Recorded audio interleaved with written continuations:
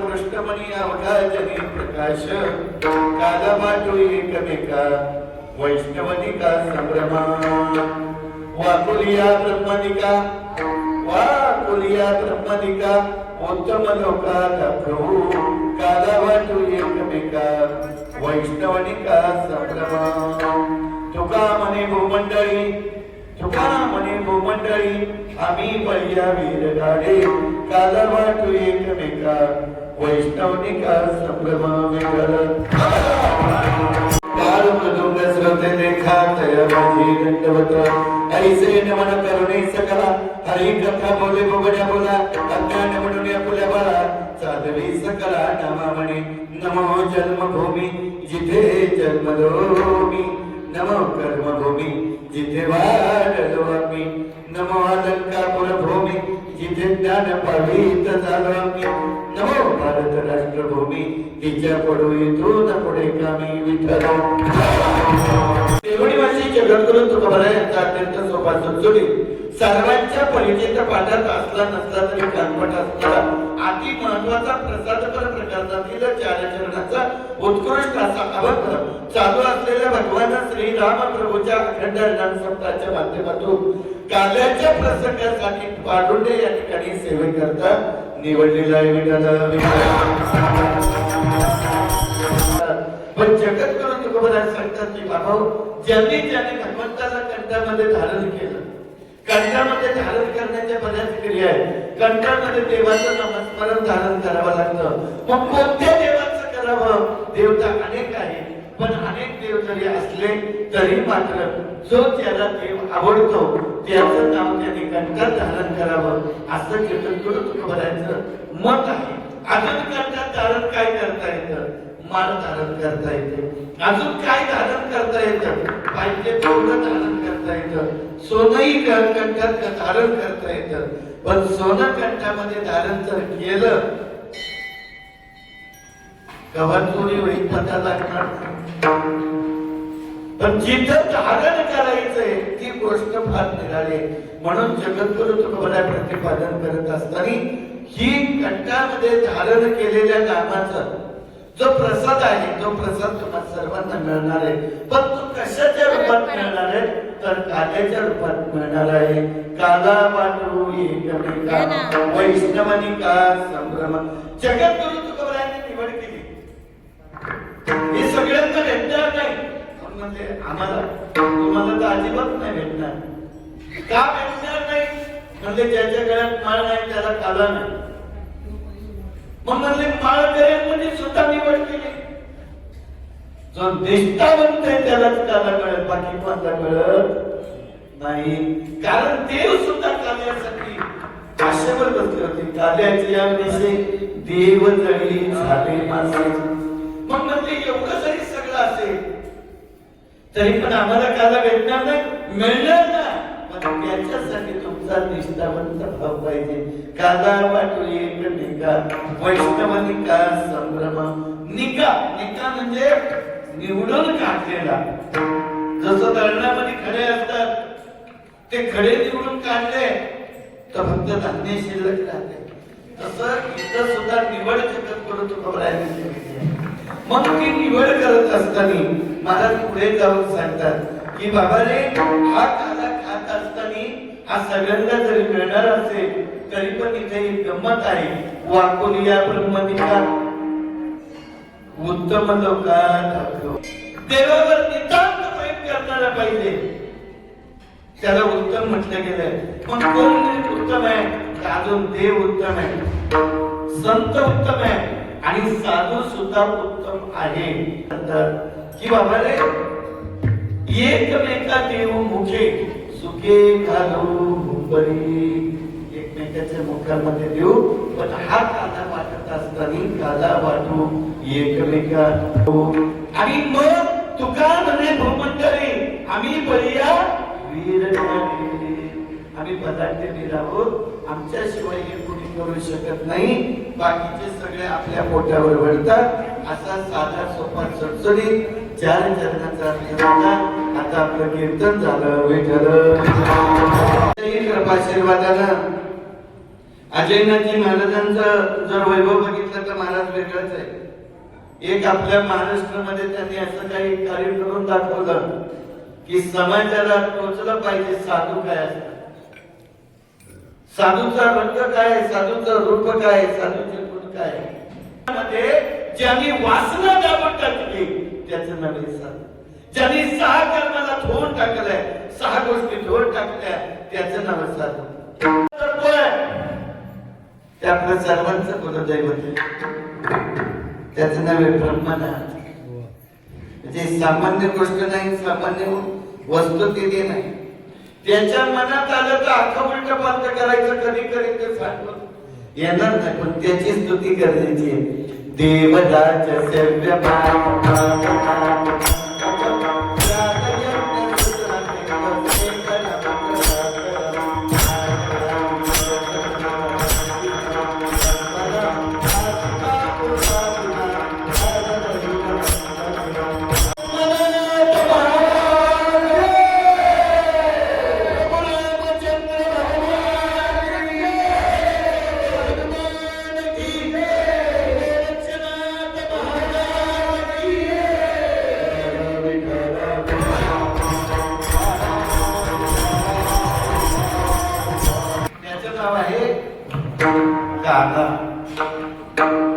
पण हा काला काय महत्वाचा आहे.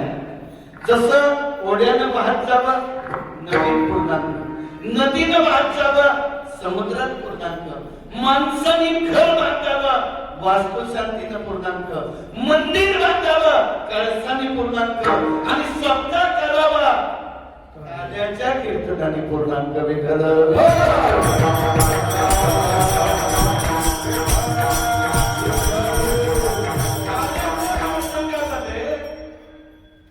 जर बघितलं तर 2च गोष्टीचा अंश. सगळे चरित्र भगवंताचं करायचंय, पण कोणत्या भगवंताचं चरित्र करायचं. आज जर बघितलं तर खऱ्या अर्थानं रामाचं चरित्र पाहिजे, पण रामाच्या चरित्रामध्ये गुण वेगळे. ज्यांनी आयुष्यभर खोड्या केल्या, ज्यांनी चोऱ्या माऱ्या केल्या, ज्यांनी सगळी माणसं फोडली, अख्खं राजकारण केलं, त्याचं चरित्र करावं. पण चरित्र कोणाचं करावं. प्रभू रामचंद्र एक वाणी, एक वचनी, एकच भक्ती, पण त्याचं चरित्र नाही. या भागाच्या हिशोबामध्ये जर बघितलं 16,108 नारी परी म्हणतो मी ब्रह्मचारी, भोग भोगोडी ब्रह्मचारी, नवल केवळे केवळे न कळे कानोबाची कोडी. ज्यांनी नवल केलं तरी देवाचं नवल म्हणतात. काय केलंय आणि नवल? नवल अनेक गोष्टीचं केलंय. पहिल्या जन्मामध्ये पायीच मारली आणि दुसऱ्या जन्मात पायीच मारली. पहिली पायीच मारली. आणि काय खायचं? खाल्लं पाहिजे, पण काय खाल्लं पाहिजे तेही मनामध्ये ध्यानात ठेवा. जे खायचे आपल्याला, आपलं खाद्य आहे ते आपण खा. आपण दुसऱ्याच पक्ष आपल्या ताटात ओढतो, मग सांगा ना फायदा काय. आपला जसा जीव आहे तसा दुसऱ्याचा जीव आहे. लोकांना मासे खायची लय आवड. दुसरे जीव घालवण्यापेक्षा तुम्ही तुमच्या हाताचं मांस कापा आणि खावा. बरोबर नाही खात, मांडीचं काढा, खाऊ घातला, शिजवा ना देतात घरातला अख्खा फोटो पण त्याच्यावर. पण ते काय खात नाही माणसं दुसऱ्याचा जीव घेतात. आपण कशासाठी? दुसऱ्यासाठी. म्हणून जगद्गुरु तुकोबाराय सांगतात, ज्यांनी प्राणी मात्राने जन्म घेतला पण कशासाठी दिला? जीव दिला पायास. कसं काय? देवानी पहिल्या अवतारात बाई मारली आणि दुसऱ्या अवतारात बाईच मारली. राम प्रभूचा अवतार त्रेतायुगात झाला. त्यावेळेला प्रभू रामचंद्र जन्म कृष्ण जन्माला आला मांडवाड्या. देव एक बाणी एक वचनी एक पत्नी, इकडे बघितलं तर 16 सहस्र 108 नारी. याचं कायमी प्रभू रामचंद्राने आयुष्यात खोटं बोलले नाही, पण भगवान श्रीकृष्णाला आयुष्यात कधी खरं बोलायची माहित नाही, त्याने धर्माला सुद्धा खोटं बोलायला लावलं. प्रभू रामचंद्रापासून एक गोष्ट शिका, तो आमचा बंधुभाव जपण्याचं कार्य निश्चित शिका, पण महाभारतातून एकच शिका, राजकारण. जगामध्ये पहिलं राजकारण जर केलं तर त्या भगवान श्रीकृष्णाने केलं. म्हणून आज त्याचं चरित्र उच्चारण करायचं, आचरण करायचं. आजचा दिवस काल्याच्या प्रसंगामध्ये दोनच गोष्टीला आपण अधिकारी आहोत. मिळतं ते काय येतं, फक्त दही आणि दही. 5 रुपयाचं दही 2 रुपयाच्या दह्या, आणि या दह्यामध्ये टाकलं म्हणजे त्याचं नाव झालं काला. काय काम दही दही मगापासून चाललंय महाराज. दही दहीचं वर्ष काय, त्याच्यातलं वैशिष्ट्य काय. इथं आम्ही दुकानातून 2 रुपयाच्या दह्या 5 रुपयाचं दही आणू शकतो, पण कुठं खातो याला महत्व आहे. कुठं खातोय आपण, घरात किती दही खाली तर त्याची किंमत आहे का, नाही. पण इथं जर दही आणि दही खाल्लं तर याचं नाव होतोय प्रसाद. प्रसाद या शब्दाचा अर्थ आहे प्रसन्नता. म्हणून प्रसन्नता मिळण्यामध्ये 2 ठिकाणी जागा आहे. एक प्रसाद देतो तो देव, आणि दुसरा प्रसाद देतात ते संत. भगवंताने आज दिला तो आपल्याला प्रसाद मिळणार आहे, पण प्रसाद कशाचा आहे, दही आणि लाहीचा आहे. मग दही लाहीचा प्रसाद मिळत असताना कुणापासून मिळतो, एक मिळतो संतापासून आणि दुसरा मिळतो देवापासून. कोणत्या संतांनी दिला, एकच काळी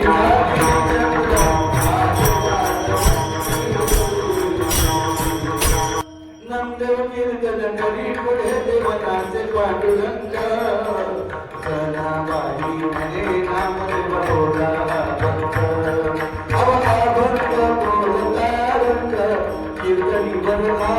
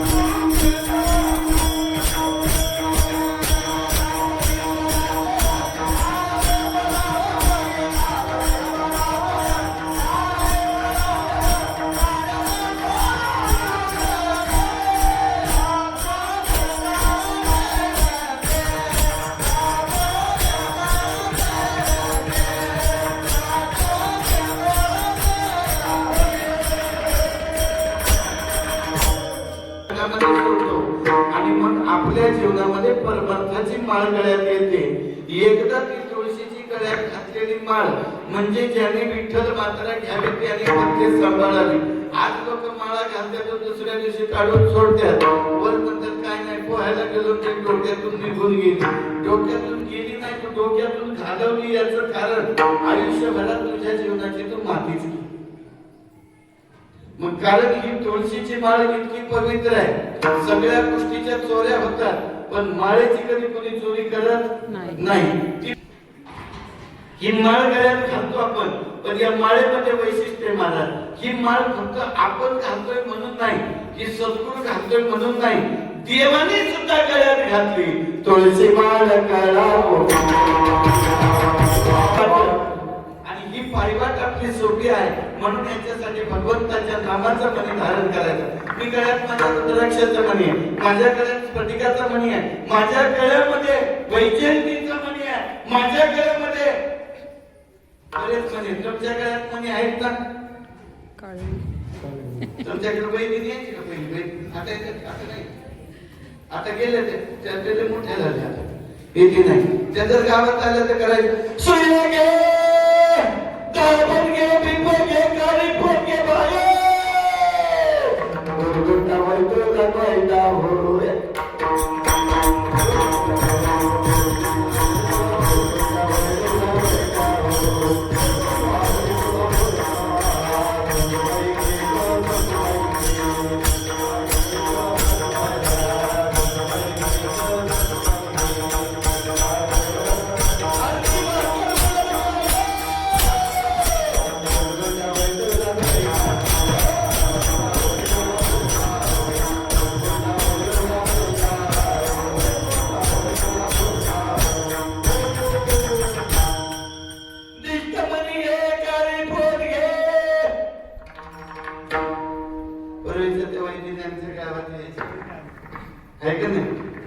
आणि अशा वैद्यनाथच्या जवळ आमची पोरं लेकरं जायची, किती आनंद वाटायचा.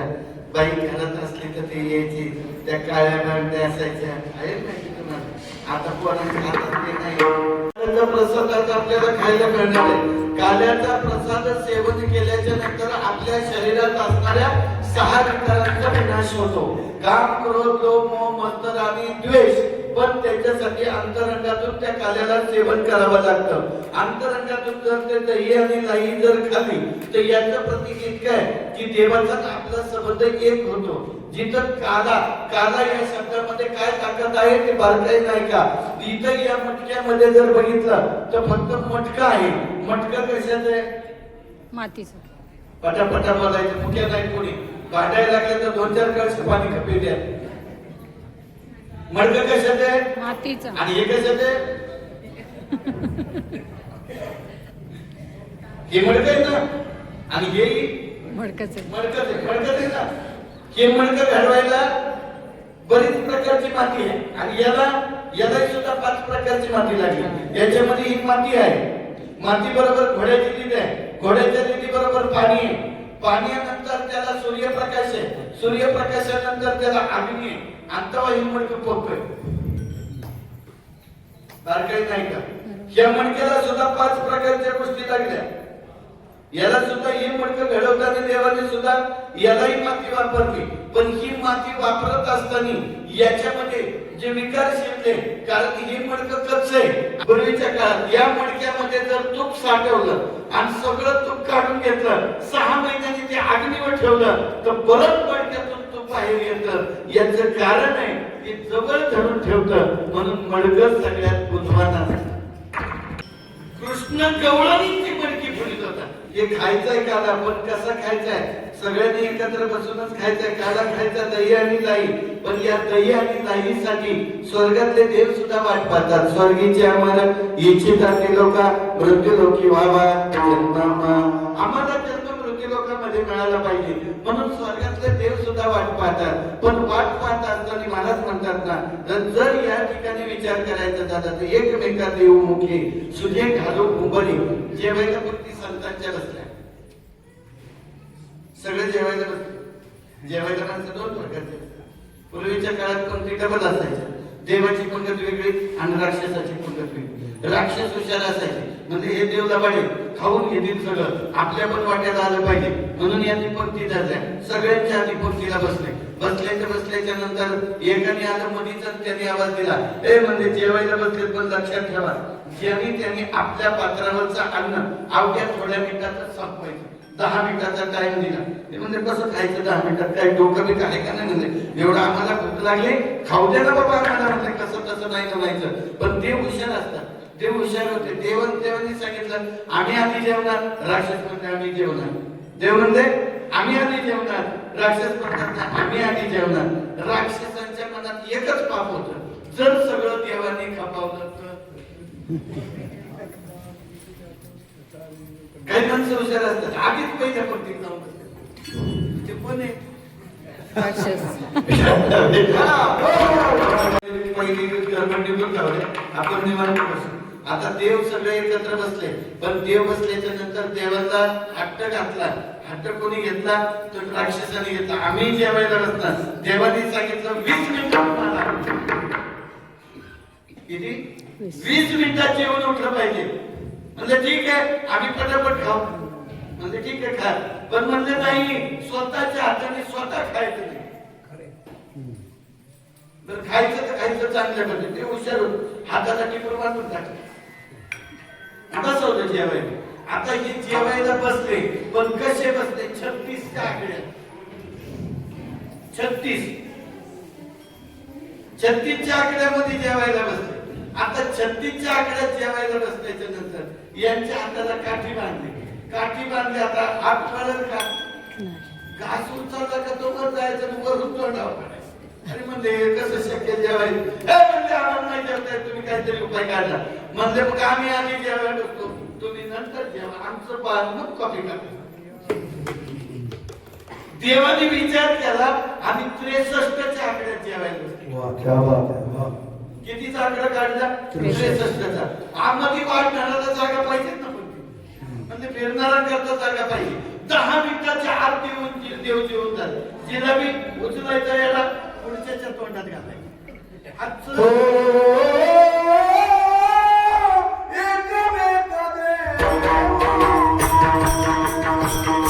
आकडा काढला, समोरासमोर जेवायला बसले, म्हणजे आपल्या पात्रावरचं आपल्याला खाता येत नाही. मग काय करायचं, पुढच्या पात्रावरचं उचलायचं त्याच्यात तोंडात घालायचं. त्यांनी याच्या पात्रावरचं उचलायचं त्याच्यात तोंडात घालायचं. ते राक्षस म्हणजे अरे सगळं तुमचं चाललंय काय. म्हणजे आम्ही आमचं खातोय, पण आम्ही एकमेकाला देतो. तुमच्या सारखं स्वतः पाठवा एकमेका देऊ मुखे सुखे घालू मुंबरी.